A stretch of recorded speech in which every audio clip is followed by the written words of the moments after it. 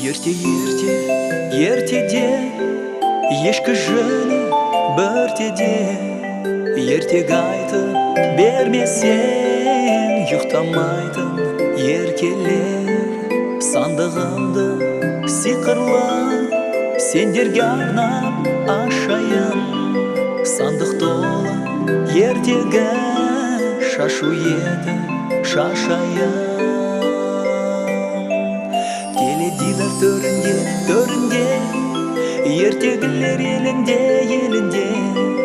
балаларым сендерде, ертегі айтып беріңдер.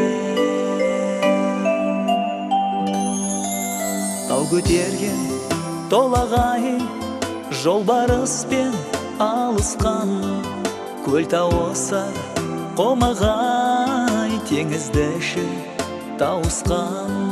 Желден жүйрі, жел аяқ, ұшқан құспен жарысқан, құмырсқамен дос болған, аң патшасы арыстан. Теледидар төрінде, ертегілер елінде, балаларым сендерде, ертегі айтып беріңдер.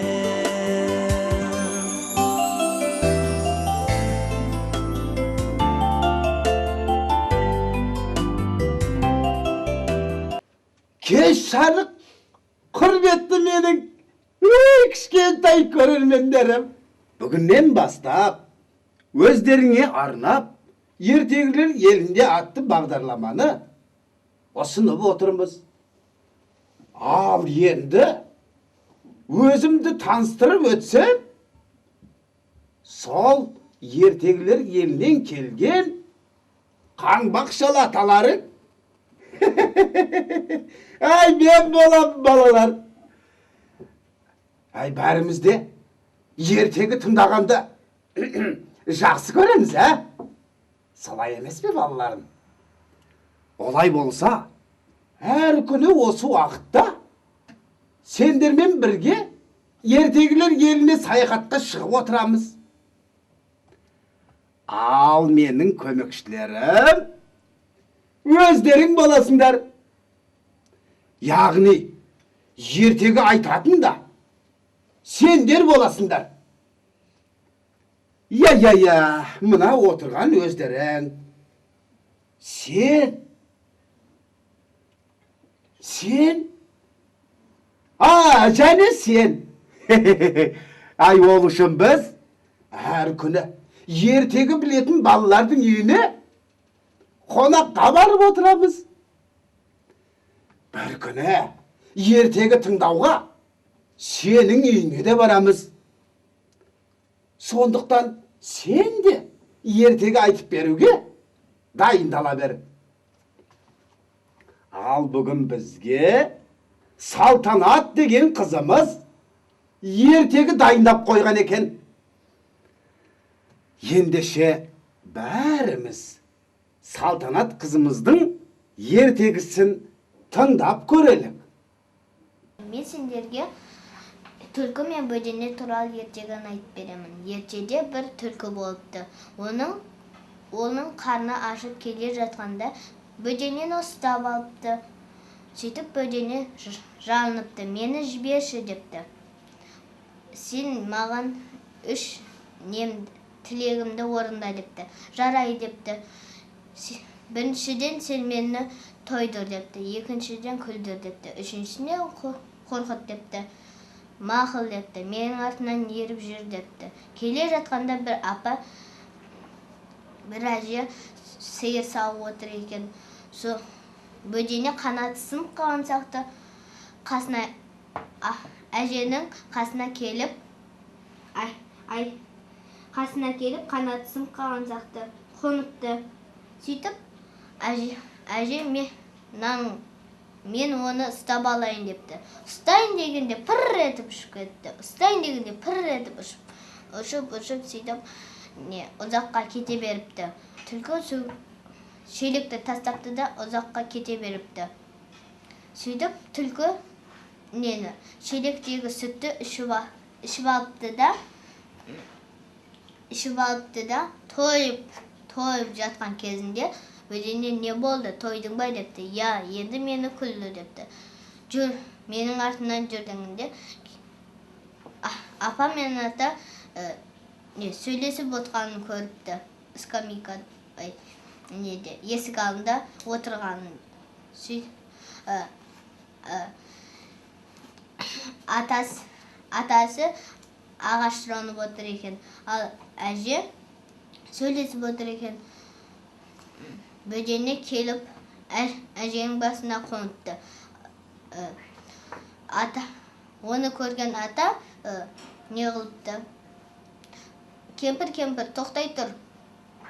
Мен сенің басында бөженені ұрып алайын дегенде, ұрып қалған кезінде бөжене ұшып кетіпті. Ал таяқ болса кемпірдің басына тиіпті. Сөйтіп шалдың басына қоныпты. Сөйтіп әкел маған таяғыңды, мен сенің басыңдағы бөженені ұрып алайын дегенде, ұрып қалған кезінде басындағы бөжене ұшып кетеді, пыр етіп ұшып кетеді. Сөйтіп ағаш шалдың басына тиеді. Оны көріп отқан түлкі сілесі қатып күледі. Сөйтіп енді мені қорқыт дейді. Келе жатып пыр етіп бөжені ұшып талға қонады да бір қулықты ойлап отырады. Сөйтіп түлкі не көріп отырсың дейді. Ана аяқта аңшылар келе жатыр. Бір-екі тазы иттерімен келе жатыр дейді. Түлкіні іздеп жүрген шығар дейді. Сөйтіп түлкі айтады бөженеге. Бөжене мені айтпа дейді. Деп қорыққанынан қашып кетеді. Түлкіден құтылған бөжене аман есен мұрат мақсатына жетеді. Ай, бәрекелді, Салтанат қызым, өркелең өссін. Бізге тамаша ертегі айтып бердің. Қалай? Ай, балақайларым, сендерге ертегі ұнады ма? Міне көрдіңдер ғой. Балапандарын қорғаған бөдене ақылмен, тапқырлығымен, айлакер түлкіні де алдап соқты.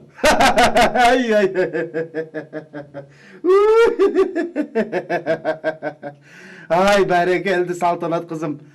Салтанат қызымыз, балалар. Сонымен қатар, суретті де жақсы салады екен. Сендерде балаларым, өздерінің сүйікті ертегілеріңе суреттер салып маған, яғни қаңбақшыл аталарыңа жіберіп отырыңдар. Мен сендердің суреттеріңді міндетті түрде осы бағдарламада көрсетемін. Ал ертегі айтуға дайын балалар, бізбен хабарласыңдар.